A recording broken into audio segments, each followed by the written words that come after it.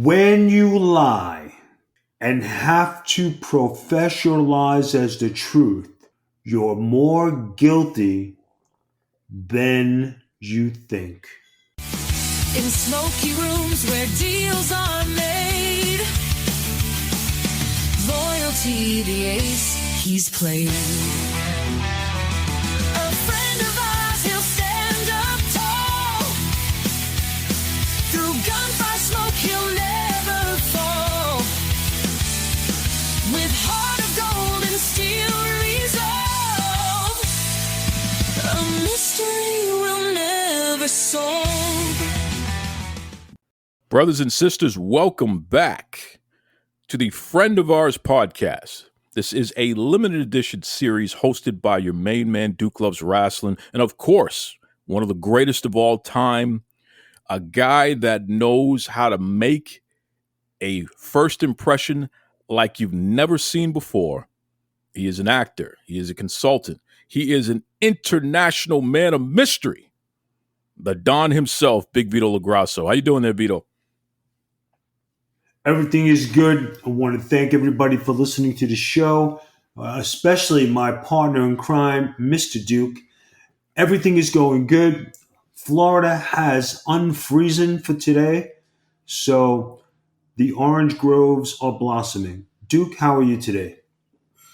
I'm doing great. Listen, we had an earthquake here in wonderful Boston, Massachusetts, so I guess I'm recovering from that. It was a 4.1 magnitude earthquake that started in Maine, and we felt it all throughout Massachusetts, including Boston.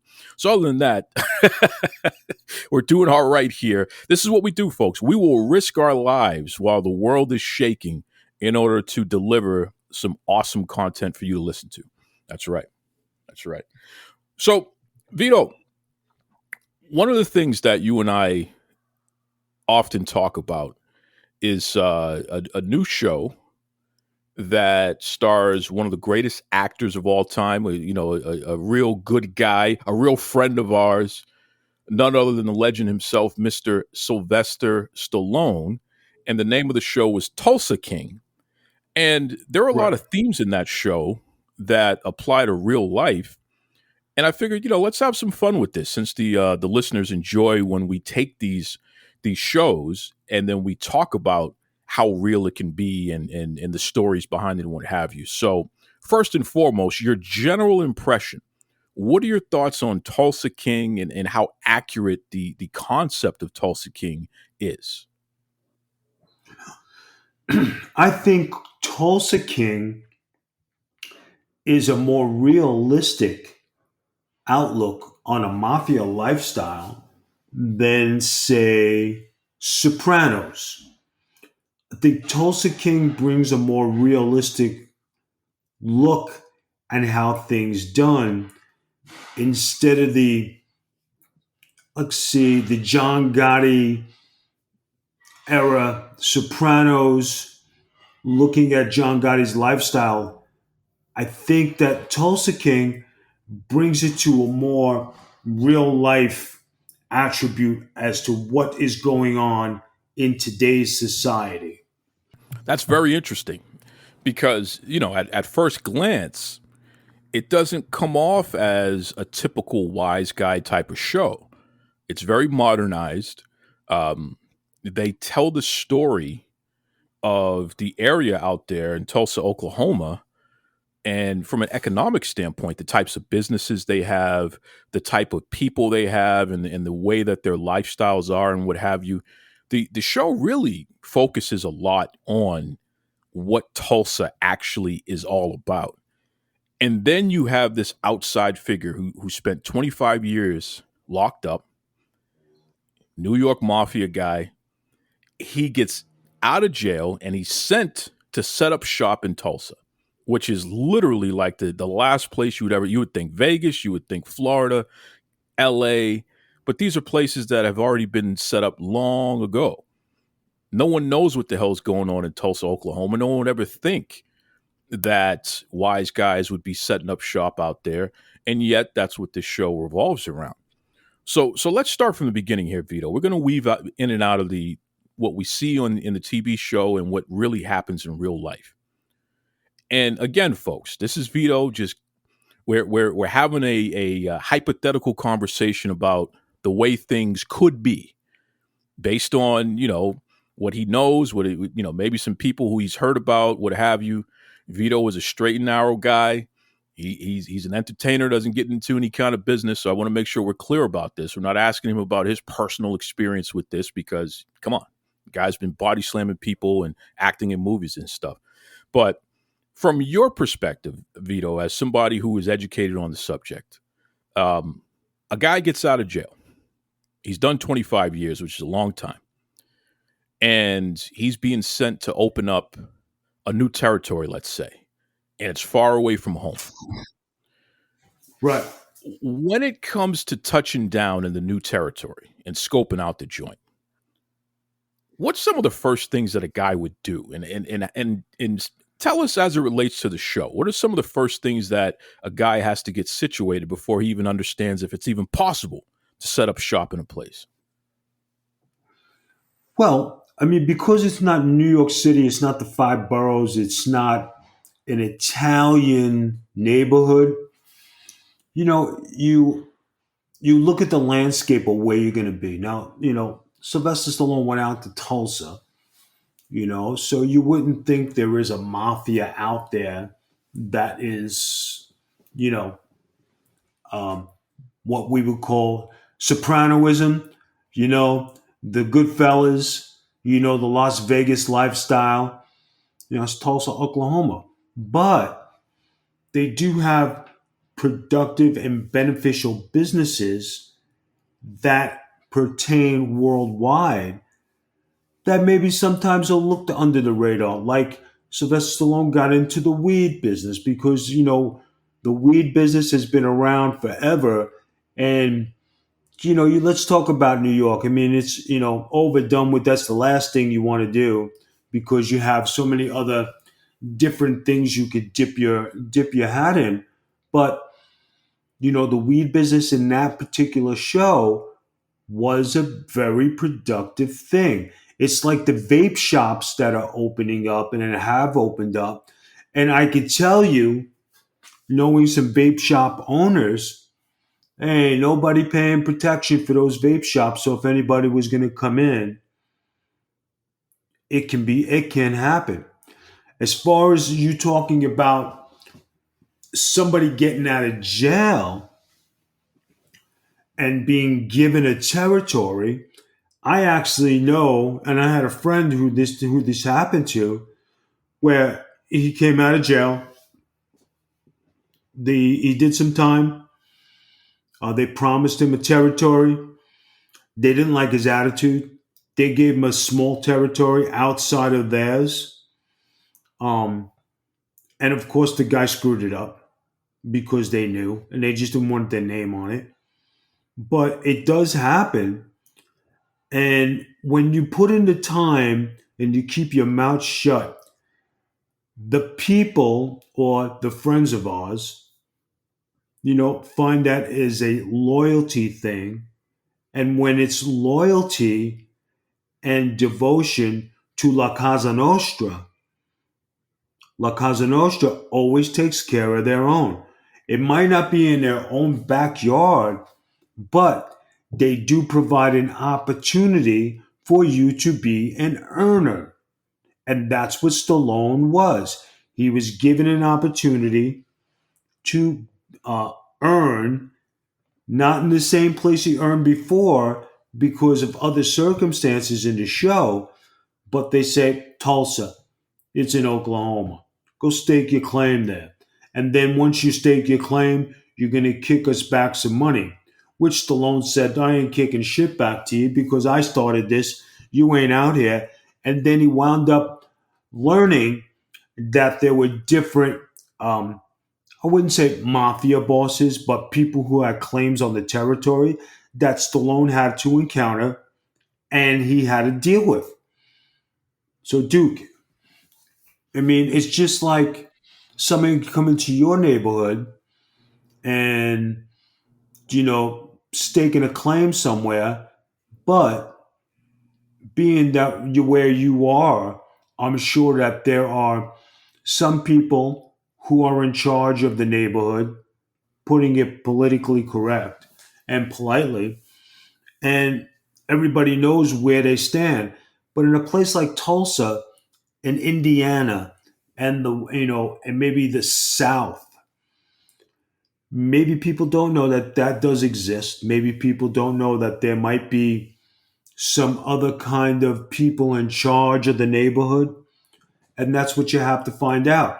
First thing you want to do is get somebody who knows the land, knows the scope, knows the ins and outs. Like Stallone did, and he found the driver, started asking questions, hired the guy, took him around. He got to know what's what, and then he made a move.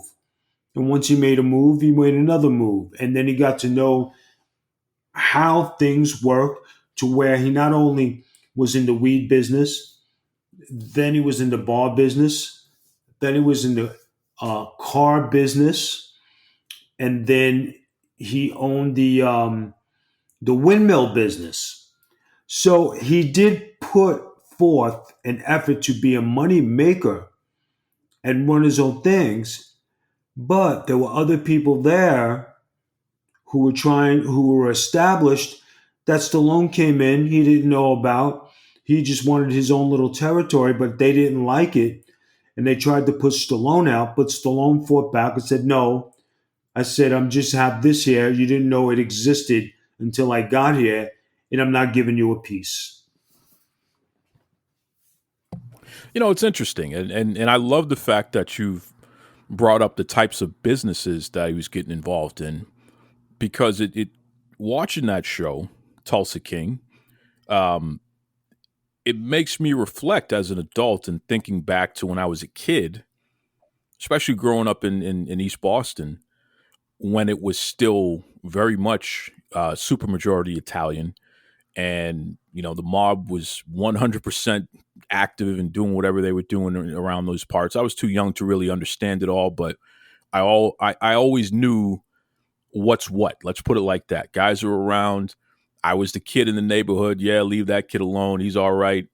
Um, Guys let me hang around in places where, in retrospect, maybe I shouldn't have been necessarily hanging around, like a local pool hall, because they had the video games, so I could go there and play little video games and stuff like that. And they would give me quarters. Yeah, he's all right. Go ahead, kid. Go play the video games. I'm 9 years old playing video games inside of a pool hall where business is being taken care of. You know what I'm saying? But I reflect back beyond that. Um, there was always a espresso shop. No matter what part of the area, no matter what part of the neighborhood you were in, there was always an espresso shop within walking distance. There was always a tanning salon, and I'm talking about the early '90s here. Tanning salon. There was always, obviously, you got your sub shops and your pizza shops. Those always were a thing. You got the car wash. You have the what we call the corner store. Where you, as a kid, you go and you pick up your pack of gum and your candy and all that. Maybe you can buy a loaf of bread, pack of cigarettes for the adults, all that. There is the smoke shop, which had the magazines. I could buy my wrestling magazines there, but they also had the adult magazines and all that stuff in the back where people would go in and partake in that. But I say all that to say, and also the laundromat. The laundromat was a big one, right? Most of these businesses were Right. mostly cash businesses, right? These are cash businesses, which means there isn't as much of a paper trail if you're setting up something and you're doing some things. And you don't realize that until you're an adult, like, oh, wait a second. There was a lot going on around these parts over here. Now, that's what was going on in the 90s. In Tulsa King, they have the smoke shop. They have the cannabis stores and stuff like that, where, for folks listening, most of these cannabis shops, if you have recreational marijuana that's legal in your area, or you go to a place where it's legal, like here in Boston, um, it's still very difficult for them to find banks to do business with. And in fact, if you use your credit card or even your debit card, um, there's a certain way that it gets taxed that's very unusual from what you normally would do if you buy any other goods. And it has something to do with the banking regulations and what have you. So it's an interesting business that really lends itself more to cash as often as possible. They actually suggest it, and you get more of a discount if you pay in cash when you're buying your recreational marijuana products and what have you. So it's interesting in Tulsa King where the guy hits pay dirt with a bar and he hits pay dirt with a marijuana business. So thinking about what I just said there, Vito, do you have anything to add just in terms of cash businesses versus businesses where you know paying with credit cards and something like that? I didn't see too many wise guys owning supermarkets, let's say, but I damn sure saw a lot of guys owning places like laundromats and sub shops and things like and pool halls and things like that. Do you have anything to add about cash versus a regular business that maybe is more using credit cards and stuff? Well, you got to remember something. Cash is golden. That's the old rule.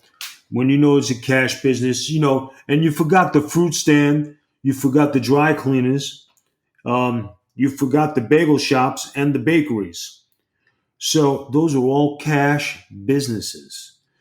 So when you're talking about rolling in a neighborhood and you see this, um, especially from the scene in The Godfather when he rolls to the neighborhood, and the first thing you see, he goes to the fruit stand and said, "No, no, Godfather, this is for you," you know. And the Godfather knows this is the cash business. He's probably being protected from the local riffraff. So that's a given. The local dry cleaners where you get your clothes done, that's another given because they all pay with cash. Everybody's got to look good. Um, you also forgot the auto body industry where they get cars, flip numbers, work with insurance companies. That's a cash deal, as noted in The Sopranos, and also my own dealings in life with certain car shops and doing some having a little dabble in the car industry. It falls off a truck, falls off a trailer, falls into a shop. Along those lines. Every car you bring in, it's 500. If it's an exclusive thing, it's like a grand. But things happen. And back in the day, when it wasn't as computerized, they used to give you stickers. They used to make things were a lot easier to manipulate, like doing a tag job on a car, taking the numbers, sawing them off, or buying um, a crashed car that was salvage title. You buying the salvage title, stealing a car, then taking the serial numbers and the VIN number of that car and putting it on the salvage title and driving the car around like it's a new car. I mean, it's a good business, lucrative. But if you get caught driving it, you just say, "Hey, I bought this off the guy," and all they do is take the car away from you. No harm, no foul. But there's a risk. But when you deal with these, I would say, different social club dealings, there's always something going on in the neighborhood. Ain't that the truth? And boy, I forgot about the dry cleaner. The dry cleaner is a big deal. Oh my God, of course, the dry cleaner. Jesus. You know, The vending Press your machine. clothes, press your face. Yeah, yeah, yeah. The vending machines. Talk to me about the vending machine hustle. Well, vending machines, when you talk about the vending machines, now you're talking about in a lot of the stores, in a lot of places at businesses, they always had a slot machine, card game machines, and all that. So that was a different racket in itself because if you had bought, say, three or four machines and you put them in each at a different location, or if the place was big enough where they had card games and they did put a slot machine in there or a group of them, that's another lucrative business that you have your hand in, you know? And it's just like if you go out and you really want to be, really, really, take a chance and you steal a debit credit machine from the street, You know it's got cash in it. It'll take you a hell of a long time to break into it, but there's money in there. One of the things that is prevalent on the show is that the character that Sylvester Stallone plays, Manfredi, uh, he enters into a relationship with an FBI agent, which is just on the surface, it's like, wow, that's crazy. But when we think about some of the things that have happened throughout history, and again, I don't have to look too far here in Boston. The whole Whitey Bulger situation, the fact that he was an FBI informant, and they literally looked the other way while he was literally killing people, just lets you know how possible these relationships could be. That wasn't a case of a romantic relationship per se, but there was definitely business being done where the federal government was allowing a gangster to get away with stuff. Um, so I want to pose this question this way here, Vito, because you alluded to bars and social clubs and what have you that sometimes they were owned by cops and what have you. How important was it, and possibly even to this day still is, for wise guys to have some type of relationship with law enforcement?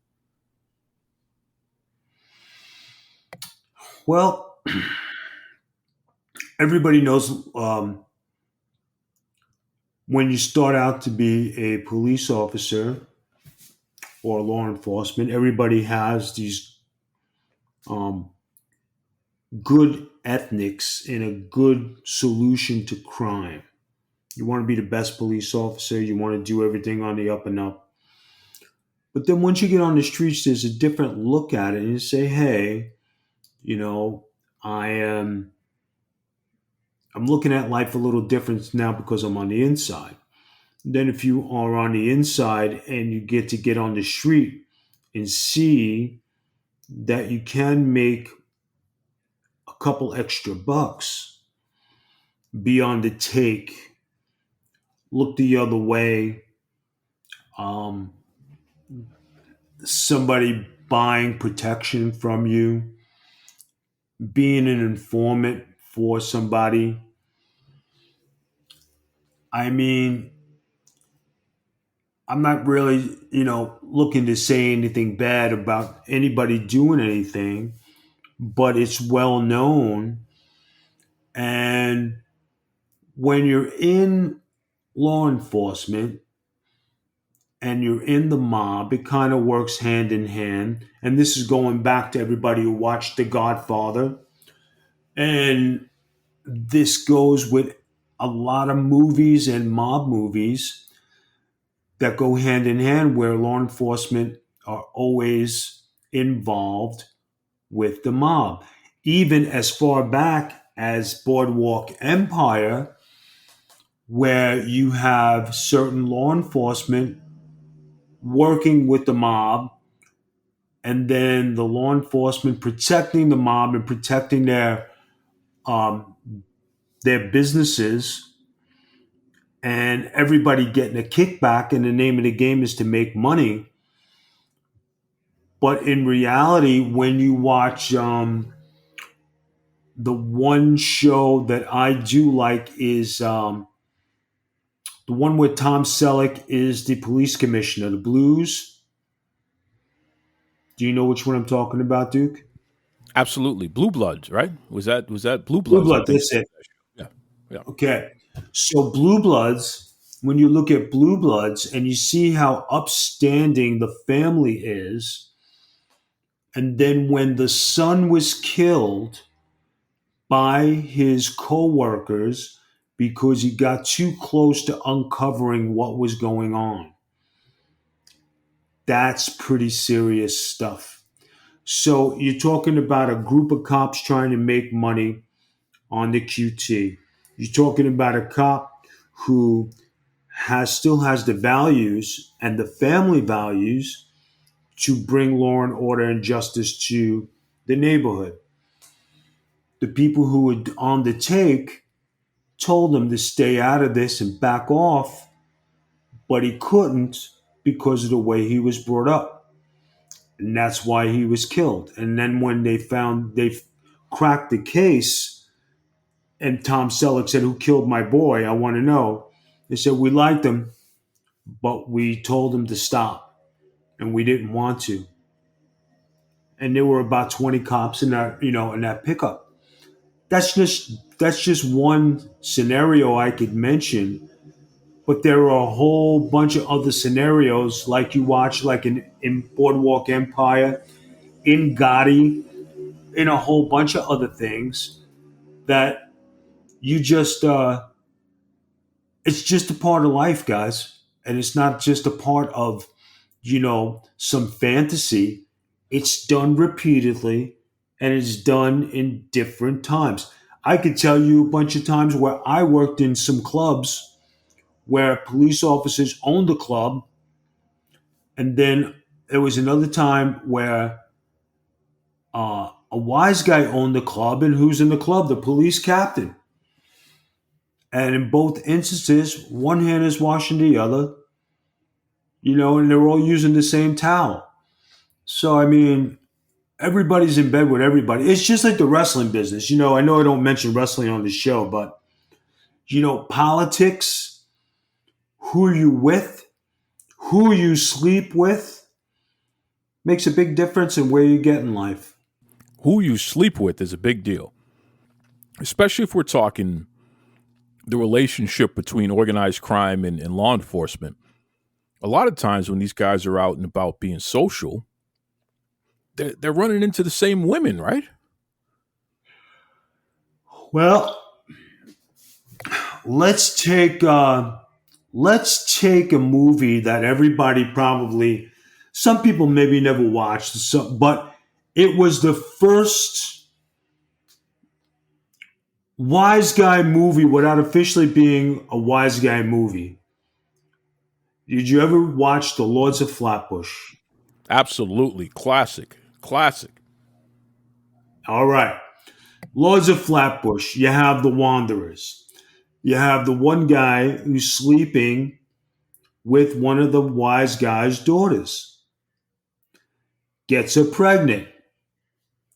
Father finds out. You're going to be okay. Shot to the stomach. You're going to marry my daughter. And you're going to do this and you're going to do that. You sleep with the boss's daughter. You're not go walking away too easy. You sleep with somebody in business, a boss's daughter, and the father finds out, you're going to do the right thing. You knock up somebody's daughter, you're going to do the right thing. Or else we're going to have to crack your head open and you know, make you disappear. Such as the part in The Godfather with Sonny when the sister was dating that lowlife Kumasagama, that's Fashim, and he was beating her up. The ball's on him. Sonny should have took him out a long time ago. But once he laid the smackdown on him, right? And then what happened? He set Sonny up to get killed. And then they had the police captain in on it and another mob boss going on it. So it all works hand in hand, guys. It all works hand in hand. And just for historical purposes there, Lords of Flatbush, folks, that came out in 74. Henry Winkler, Yes. a.k.a. the Fonz, he was in there. Sylvester Stallone was in there. It's a classic, definitely worth checking out. It's about an hour and a half. I think it's technically considered a comedy drama. So there's a lot of lighthearted moments in there, but really, really interesting take on a wise guy type of movie for sure. And, good call there Yeah. on The Godfather with Sonny, who went after Carlo. Wasn't that the guy's name? Wasn't it Carlo? Yep. Carlo. That's right. Yep. Yep. He was dating the sister, beating her up, being a jerk. Sonny smacks him up, and in front of the whole neighborhood, by the way, out there in the street. And then ultimately, Carlo goes and makes a deal with one of the enemies, and They put a hit out on Sonny and killed him, shot him up, filled him up with a bunch of bullet holes. So, You know, you another know, another great movie there was The Wanderers. You know, and you watch that movie, and then you talk about another movie that was great was Warriors, and you talk about maybe it wasn't mob, but it was a group of guys staking a claim to their territory, maybe not in the big fashion, but in the neighborhood capacity. If everybody follows along with what I'm saying. So the mob did exist from Lucky Luciano in the Boardwalk Empire days, you know, but then you have the Warriors who, you know, had Coney Island. You have the Wanderers who had their Italian section. You had the Lords of Flatbush who had their section, right? Then you had great movies like Gotti, and then you had Casino, where they actually went out to Vegas. Then you talk about Goodfellas, where they did take care of the neighborhood and they did go to Florida and they did try to do things. Um, you're talking about Sonny Brasco, another movie that where they had a neighborhood and they went out to branch out to Florida and they wanted to do other things and expand. So there's a wide range of setting up a territory, setting up another business where you can make money. And sometimes you can't just keep, you know, beating a dead horse. You got to spread your business out at some time. And that goes for anybody's business. Am I right, Duke? you're absolutely right. I mean, we can take illegalities out of it. We could take the mob out of it and just make it anything. If you're McDonald's, you got to start somewhere and then you expand.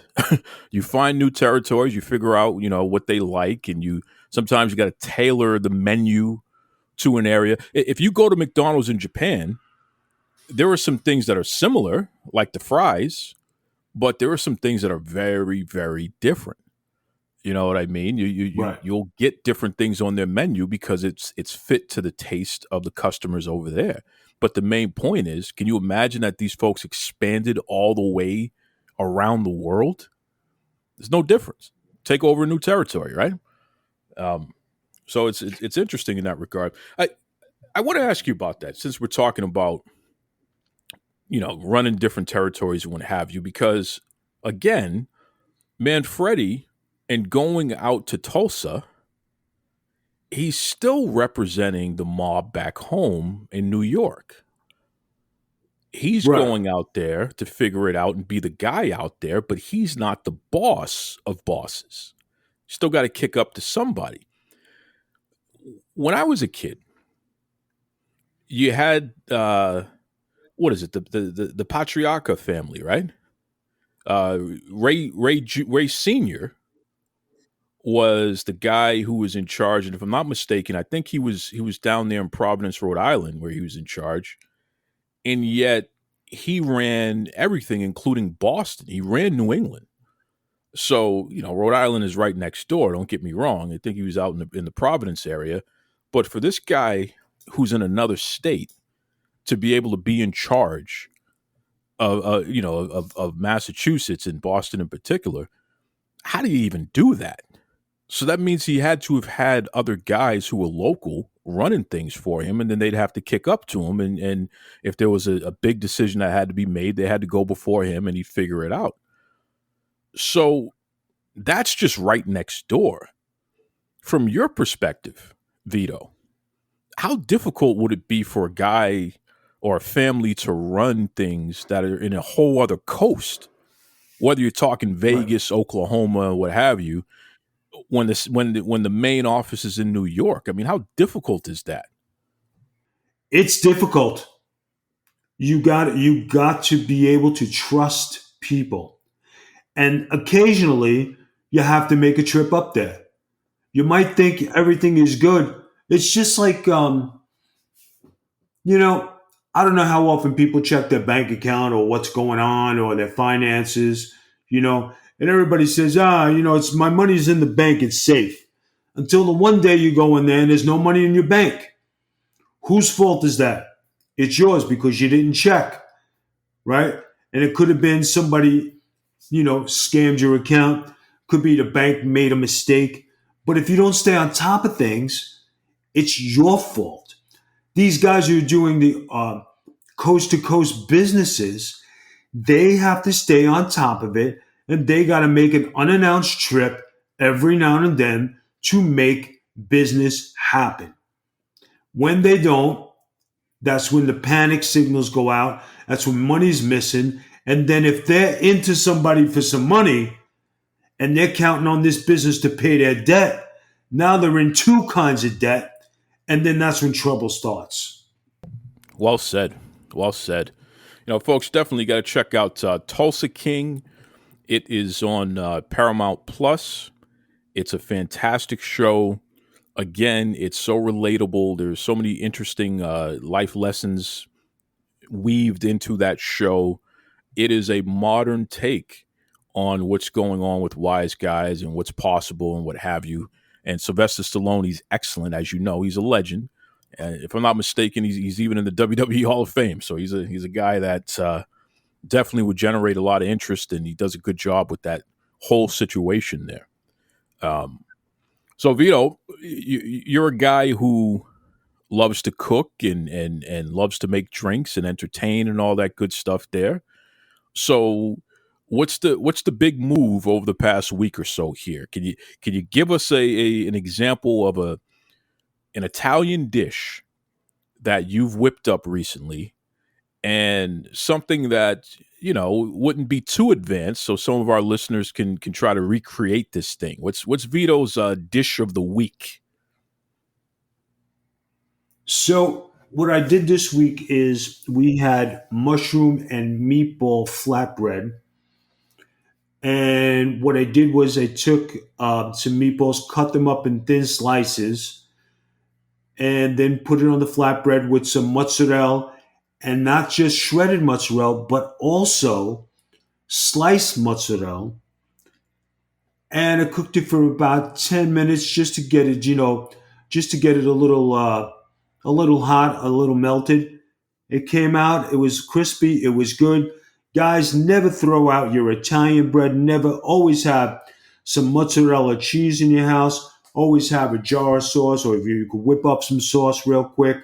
There's always something you could make and be creative. It's like a guy who's on a Staten Island Cook Show. Yeah, why are we going to throw this away? Get some mozzarella. Look at this. This is beautiful, And what does he do? Put some mozzarella on some Italian bread with some sauce, puts it in the oven, and what do you got? Got yourself a homemade pizza. If you take what's left over in your house, say if you have meatballs, right, and they're not with sauce, and you cut them up in slices, and then you say if you have some mushrooms and you have some, let's see what else we could put. Say if you have some turkey sausage. Another thing I did was meatballs and turkey sausage on a flatbread. Now, people wouldn't think to take the time to do this, but what a delicious dish. The other thing I also like to do is take, if I do have mozzarella to slice it, take some tomatoes, slice the tomatoes, put some oil, some oregano, and then you have your mushroom, you have your mozzarella, and you have your tomatoes with some olive oil, some oregano, and if you have some Italian bread, what do you have? Homemade bruschetta. So guys, there are things you could do to keep yourself busy, not to waste food in your house, but create your own dining pleasure. I know that your lovely wife, Noelle, she's the best. She's the brains behind this operation, folks. I know that she brags about you making her a good cup of coffee. She loves that.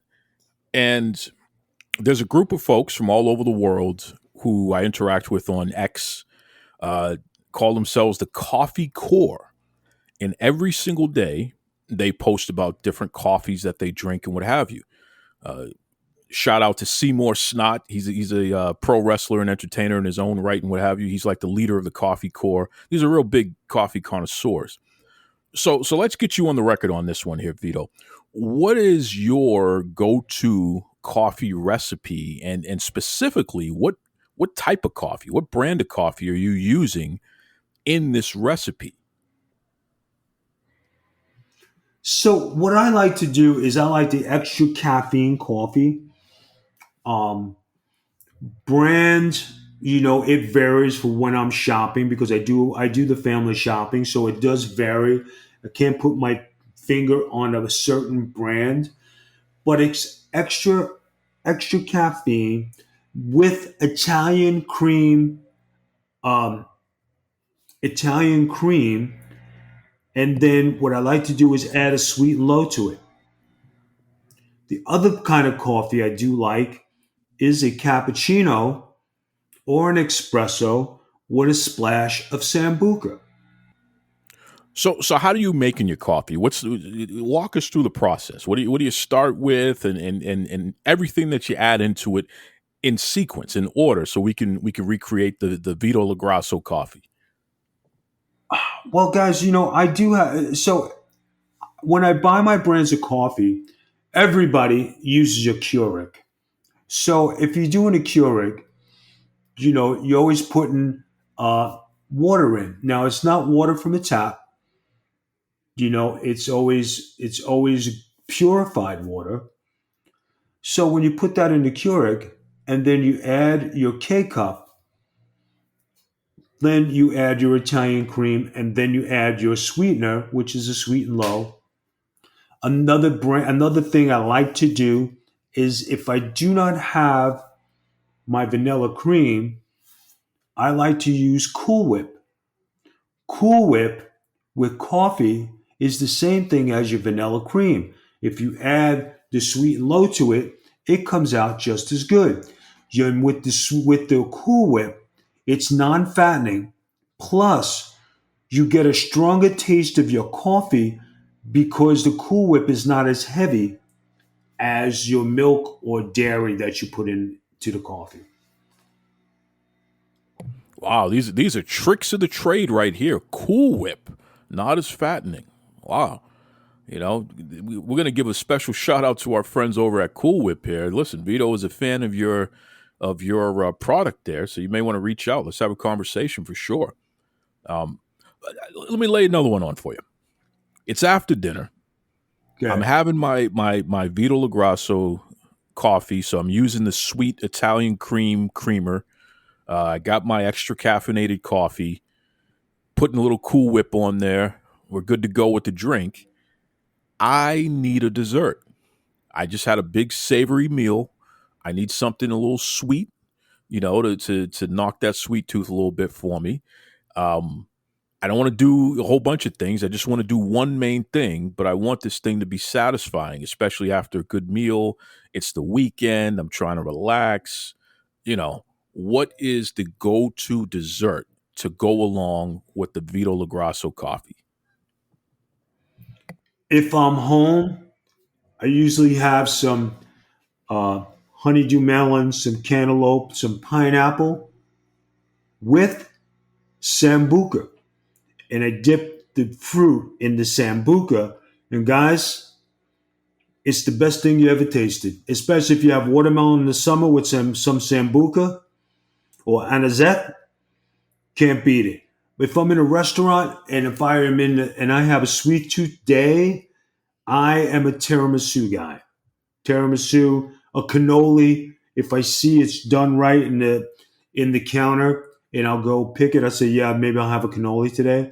But usually tiramisu, a cannoli, cheesecake if I'm in a restaurant.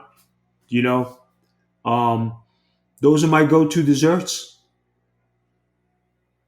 Take notes, folks. I'm telling you right now, you see the way that this guy looks. If you want to look like Big Vito, then we got to start eating like him. Let's get our flatbreads going. We get our Vito extra caffeinated coffee with the Italian sweet cream and Cool Whip. And then whether we're dipping our melon in the Zambuca or a nice cannoli, hey, this is the way. I love it. So you know what I know it's good, but you know what, guys? I happen to work in an establishment where uh, it is uh, it is a very great fine dining place, and I happen to have a part in it. And I'm the vegetable guy. There are vegetables to be taken home that are cooked elegantly and beautifully. I'll take it home. Salads I'll take home. My wife um, is a risotto person. Last night my wife had for dinner salmon with some asparagus and potatoes. Um, I had the fruit with sambuca because I don't like to eat at night heavy. But today I had my whole plate of vegetables, and my wife had her had chicken Caesar. So I mean, we do eat good here, and we eat healthy. And if you want to keep fit and you want to keep good, you can indulge, but indulge healthy. Not everything has to be dripping in sauce and extra cheese. You could do that once a week. You could have your extras, but just try to contain yourself. I know it's that the old days, where it's pasta, pasta, pasta every day. But when you say how do Italians live a long life, they drink wine and they all live to 100. So go figure. Go figure. Go figure indeed. You know, Vito, what's the best way everyone listening can keep up with you? You're always posting some great content. People are loving the fact that you're digging into the family history. So much information about Lucky Luciano, your uncle there, and it's really interesting to see what you're doing with that. And a whole generation of people are learning about Lucky for the first time in some pretty incredible detail because of you. So, what's the best way that folks can keep up so they get the latest? Because I know you got a lot going on with the memory of your uncle and what have you there. So, guys, if you do happen to go to my website, it's bigvito.com. Check out the website. We have all the updates on my uncle Lucky Luciano, the Luciano family, um, who Big Vito represents out in the wrestling world is the Luciano family. It's a very big name. It's my uncle. It's a long history of gangsters. And what better gangster it is than me, especially with the picture of us as kids. I look like the spitting image, and it's scary. But also, you can hit us up on X at the Big Vito brand. You can go to us on Twitch, Instagram, Facebook at the Big Vito brand. Guys, there's a lot of great content out there. Go check it out. We will be coming up with an announcement soon on Lucky Luciano. We're thinking about trying to do something very good for his name and his contribution to the United States of America. Stay tuned. Ooh, talk about a cliffhanger. That's a good one right there for sure. Can't wait to hear what this is about. As always, folks, Duke Loves Wrestling on Facebook, on Twitter, Duke Loves Wrestling at gmail.com. Let me know what you think of the show. Any questions for Vito? If you need any tips, listen, how else are you going to have this type of access to a guy who legitimately has traveled all over the world? He's been there and done that 10 times over. He's had a hell of a life that he was born into, and he legitimately has some insight on how to continue to be a stand-up guy, how to be somebody who takes care of their family, gets up every day, works hard. Most importantly, how to maintain your dignity as a man and as a human being. Vito LoGrasso goes out of his way to make sure he does for others every single day. Not trying to hurt anybody, only trying to help. And that's why the guy is as respected and revered and loved as he is. And that's why this show is so successful, which we appreciate everyone who continues to spread the word and contribute. Starting to see a lot more comments and people sharing and asking about the links and all that. I love it. Keep it coming. Let's really build this thing out because we got some big plans. And certainly if you are a brand, you want to be associated with the Friend of Ours podcast, reach out. Let us know what you think. Let's do some business together. We love to eat. We love to look good. We love to smell good. We both wear hats and dress to the nines. So as far as I'm concerned, everyone can be a friend of ours. All you got to do is reach out. That's for sure.